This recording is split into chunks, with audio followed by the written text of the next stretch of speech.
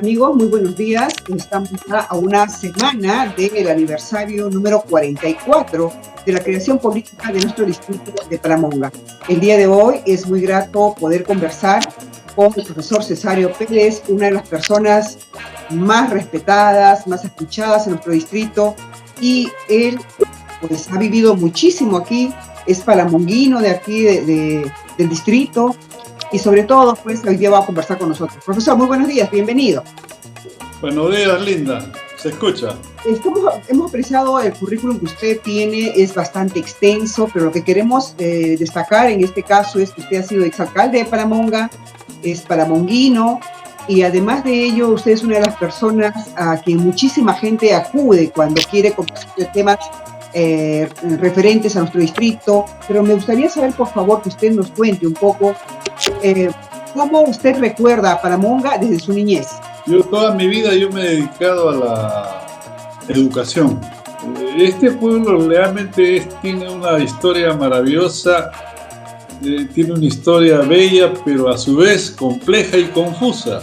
Porque hoy día, claro, tenemos que hablar con propiedad de las nuevas generaciones, ¿no? Las nuevas generaciones ya son posteriores a la mía, tienen un promedio de 50, 55 años y más abajo 30, 35. Entonces esas generaciones no han vivido la atmósfera, como se dice, no han sido amamantados por la leche geográfica histórica de esta región, Paramonga. Yo nací en el año 44, mis recuerdos vienen del año 45 más o menos. Esto era una hacienda, no era como ahora hablamos, ¿no? Hay pueblo, hay municipio, la gente sale, grita, protesta. Es una cosa curiosa en términos históricos, ¿no? Lo que no había antes. Antes esto era pues lo que comúnmente se llamaba en la norma un campamento industrial de trabajadores. O como dicen los pararinos, era una población de jornaleros. En esa época, mira, yo estoy dialogando contigo desde mi vivienda que está en Experimento. Todo Experimento era caña. La zona urbana era la parte que hoy día se llama Miguel Grau, ¿no? Antes se llamaba Ranchería. Y no sé por qué, esto es una tingencia, ahora le sigue llamando Ranchería. O sea, no están con la historia. Uno tiene que ir adaptándose al proceso dinámico de la historia. Las palabras, los términos surgen en ese proceso. Ranchería era cuando pues éramos hacienda. ¿Por qué? Porque toda la población que era esa zona tenía la arquitectura vieja, hacendataria, y por eso se le decía ranchería.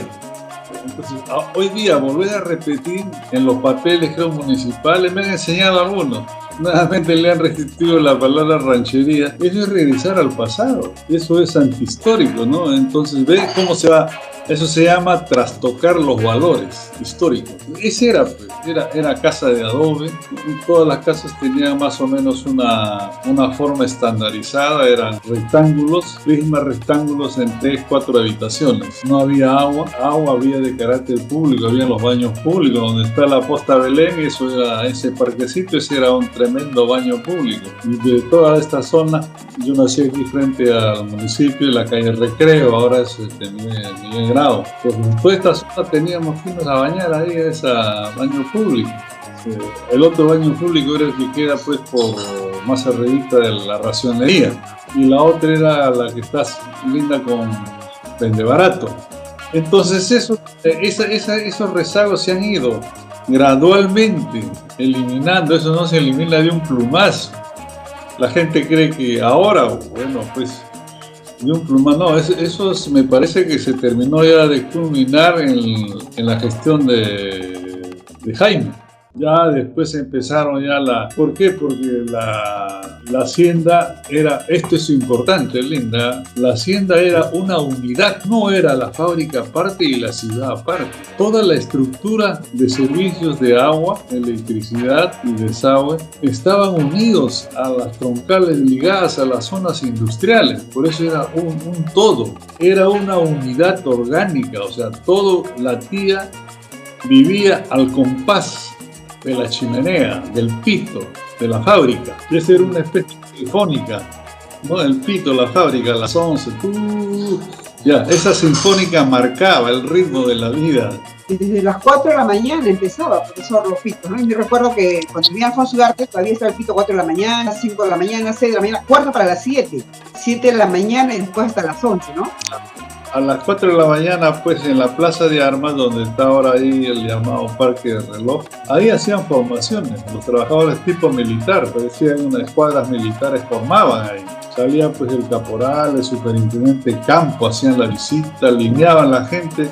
Y una vez que estaban ahí alineados, organizados, una serie de acciones administrativas que estaban allá, entonces cada pelotón, cada escuadrón se dirigía a la zona donde le tocaba trabajar. Ese era Paramonga. Y hay que entenderlo porque Paramonga no era una maravilla. Ahora la gente a veces compara incorrectamente, o sea, anticientíficamente, la realidad de las empresas actuales con la realidad de antes. Dicen, no, antes éramos mejores. Es una comparación errónea. Eso no es ciencia, eso es magia. Antes acá la hacienda era bien rigurosa. ¿Por qué? Porque era hacienda, Linda. Y hay que tener información. ¿Qué cosa fue una hacienda en esa época? Grace era parte del conjunto de hacienda, no era una empresa aislada. Tuvieron más o menos como 12 o 13 haciendas azucareras. Y todas estaban en manos de gente de esa época de poder económico.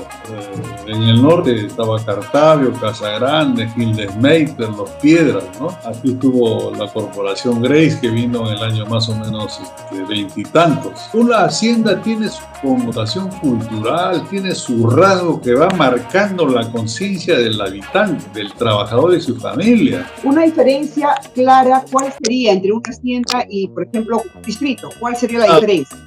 Claro, la diferencia clave es la que ahora tú ves, ¿no? La gente sale, reacciona, pinta la fachada de la municipalidad, le pone revocatoria, etc. Eso sucede ahora, ¿por qué? Porque somos una ciudad, es una ciudad, pero no es una ciudad tampoco maravillosamente constituida por la ley, somos una ciudad, pero en términos mentales, en términos de espacio-tiempo, ¿no? El tiempo histórico, somos una ciudad en pañales. Todavía nos falta aprender muchas cosas que corresponden a una sociedad, porque una sociedad lo que rige ya son las normas de convivencia urbana. Hay reglas urbanas, normas urbanas. Eso no hay en una hacienda. En una hacienda lo que existe es lo que los filósofos como Hegel decían o llamaban relación entre amo y esclavo. Aquí la relación que dinamizó el movimiento histórico de Paramonga fue, si bien es cierto, había la relación entre patrón y trabajador, entonces eso originó la relación laboral entre la patronal y el sindicato. El frijol, la ración, el huevo, la leche que en esa época había, no bajaron del cielo porque el administrador era buena gente, no. Ese era producto de esa relación. Y es una relación propia del sistema. Eso, si lo llevamos más allá, esa relación es natural en el sistema que seguimos viviendo. El sistema que seguimos viviendo es el sistema capitalista. El capitalismo que hoy día como ciudad conoce Paramonga, ¿no? Es el capitalismo de las empresas de Bond y de Fishman y otros. Es diferente al capitalismo que hubo en ese entonces, que era de Grace. Grace no ha vivido en el chalet, no ha vivido acá. Grace tenía su oficina en Lima. Grace era una poderosa empresa transnacional imperialista. La gente ve cómo olvida eso, cree que Grace fue un alma de Dios. No, no, no. Hoy día las empresas, ya otra cosita, esa característica fundamental de esa empresa, si bien es cierto, empezó con carritos de caña, esos medios juguetitos viejos que había, fue progresando tecnológicamente. Y el progreso tecnológico de ninguna manera respondió a que aquí hubo cultura científica y tecnológica como algunos creen eso, ¿no? El desarrollo tecnológico gradual que tenía la empresa era por las necesidades de su proceso de producción. Su proceso de producción le obligaba a través del tiempo a ponerse a tono para poder competir en el mercado internacional del azúcar. Esas son las razones. Profesor, la verdad de Paramount ha sido que siempre se ha movido en torno a la productividad que se tenía que realizar, que se realizaba aquí, ¿cierto? Claro, el eje principal del desarrollo tecnoindustrial ha sido la producción, el proceso productivo. En la comunidad tenía otra característica propia. En la época de su característica propia estuvo adornado, que yo recuerdo porque ya había, en la festividad de Mamameche, las fiestas patronales, los danzantes, los atahualpas, los huanquillos, los xaxas. Eso era parte de la alegría popular, ¿no? Esa era una especie de folclore propio acá. Pero en la población no había ciencia, no había tecnología, ¿no? Eso era en la fábrica. Por eso que la fábrica tenía lo que se llama en la sociología industrial, tenía su ejército de oficiales, sus generales, oficiales, comandantes que eran ingenieros químicos, pero esos ingenieros químicos eran contratados al servicio del proceso productivo para que se produzca mejor azúcar, ¿no? Y mejor rating en la venta internacional, en el mercado internacional y nacional. Eran extranjeros, muy pocos peruanos, casi escasos peruanos trabajaban en esa época ocupando esos planos. No entraba, la gente extraña no entraba, era la gente de Paramount, a sus familiares con credencial, por eso que habían entradas restringidas con palanca de fierro, ¿no? Había donde está ahora la toma moderna, el puentecito, había por donde está la soledad, ahí era la tranca, pues se llama tranca.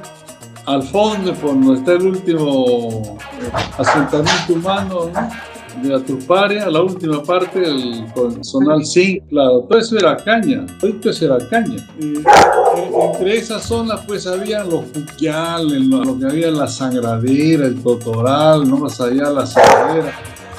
Todo eso existía dentro de la hacienda, ojo, no podía entrar un particular. Esa es una característica que la gente olvida por la falta de información. Lo importante en la historia de Paramonga, eso es lo que tendrá que escribir un historiador especializado, no solamente en Paramonga, sino en las haciendas azucareras, las que hubo. ¿Por qué? Porque ya es necesario, porque han pasado ya más de 50 años de reforma agraria. Entonces ya las necesidades culturales de una nación exigen el balance. ¿Qué sucedió con las llamadas haciendas azucareras, que después se denominaron cooperativas agrarias de producción azucarera? Y es esa organización, pues, la que hizo que la empresa se viera obligado también a generar el proceso de desarrollo social, una de cuyas consecuencias fundamentales fue el hospital, ¿no?, como la parte más avanzada de la tecnología al servicio de la sociedad. Eso era una especie de clínica de primera, pero tuvo que ser así. ¿Por qué? Porque no podía, pues, atender aparte a los obreros, aparte a los empleados y aparte a los funcionarios. Era a todos. Quiero terminarte, ese balance no se ha hecho. Y al no haberse hecho académicamente, lógicamente tenemos deficiencia de información. Se cruza una serie de cosas que no tienen carácter, pues, científico, ¿no? Estos problemas sociales se hacen desde el punto de vista de la ciencia, con criterios y categorías científicas aceptadas en estándar. Eso después se difunde en la población ya. Pero como no hay ese balance, de la misma manera en Paramonga no hemos hecho un balance.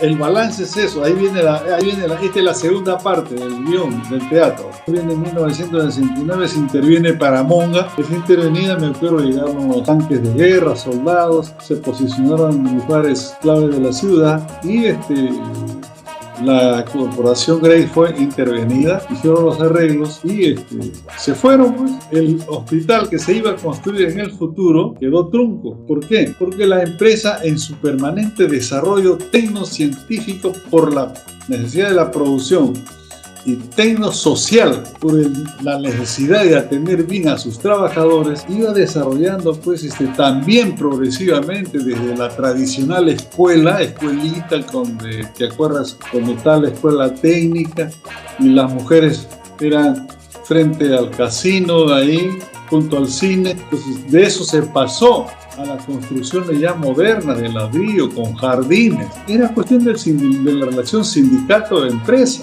Entonces el hospital iba avanzando y ahí se quedó. Entonces la reforma agraria interviene para Monga, se crean las empresas propias del proceso de reforma, como es una empresa capitalista pero múltiple que se llamó Cooperativa Agraria de Producción Azucarera. Era una empresa privada, cooperativa. Así, ese es su nombre técnico. Y al otro lado se genera la empresa contraria, una empresa estatal, cuyo dueño era el Estado. En la cooperativa los dueños eran los trabajadores por la legislación misma. Ellos tenían que armar su organización interna, etcétera, etcétera, etcétera. Pero al otro lado, el dueño del Estado, a través de una corporación que estaba en la parte alta de la dirección del gobierno, ¿no? del Ministerio de Industria, había una entidad que controlaba la parte industrial. Entonces, esa es la realidad. Ahora, de ahí para adelante, el proceso ya no es igual como lo fue de ahí para atrás. Ya no fue un proceso visionario, un proceso para seguir continuando el desarrollo que dejó Grace, porque ese desarrollo de la empresa imperialista Grace, ojo, yo quiero añadir una palabra más técnica en el argot, fue una empresa imperialista que correspondería justamente a ese término. Imperialismo es una palabra socioeconómico que significa las grandes corporaciones empresariales internacionales que comienzan a extender su capital hacia otros países menos desarrollados. Y en esa expansión es que genera una serie de situaciones de política, de economía y de sociedad que empiezan a controlar más allá de lo que podría controlar su gobierno. A eso se llama imperialismo. Grace viene de esa fase, de esa última fase imperialista viene acá. Pero cuando se instala en Paramonga, él no desarrolla el imperialismo industrial de su época. Él empieza a desarrollar la hacienda desde cuando, como lo compra. Las máquinas no eran las que hemos conocido, esas máquinas eran modernas en ese entonces. Antes de eso había otras maquinitas medias de juguete, parece, ¿no? Juguetitos, he visto fotografías. El gobierno militar, si bien es cierto, pudo haber favorecido en otras regiones del Perú, a Paramonga le hizo mucho daño. No debió de haber intervenido. Ahí hay un problema que hay que estudiar a fondo, un problema de carácter de poder. Los militares tuvieron poder político y económico. Entonces, los militares, lejos de negociar con la empresa Grace, lo cancelaron. ¿Qué diría usted a los paramongueños? Sí, yo recuerdo, por ejemplo, mi padre me acuerdo cuando mi padre me tenía cargado ahí en la esquina de la Guardia Civil, ese es el mismo sitio, vi una gran muchedumbre de gente, o sea, había huelgas. O sea, no era pues un color de rosa, que te repito, habían huelgas así con la empresa. Esa es una muestra de que las relaciones acá en la hacienda fueron relaciones de conflicto. No fueron relaciones armoniosas. Hay gente que a veces confunde y dice, con Grace estuvimos mejor. Y se olvida de los grandes luchadores que gracias a eso es que la gente estuvo mejor. Entonces yo recuerdo eso y recuerdo también ya la parte folclórica, pues los atahualpas, los danzantes, ¿no? La Virgen de la Merced. Había mucho fervor en esa etapa porque era pues un asiento ancashino, era esta comunidad, ¿no? Para esa época era, ¿no? Tampoco se tenía ancashino, ¿no? Luego recuerdo, por otro lado, la empresa era hábil, promovía muy bien el deporte. Ahí tenemos al señor Gan y al señor Mondragón, los encargados, ¿no? Había donde está la escuela de mujeres, ahí estaba el Coliseo y el estadio. Ojo, ahí estaba el Coliseo y el estadio. Agradecerle muchísimo a usted también por su tiempo. De verdad, esto nos nutre y nos permite conocer más sobre la realidad y la historia de nuestro querido Panamá. Muchísimas gracias, profesor, por su tiempo.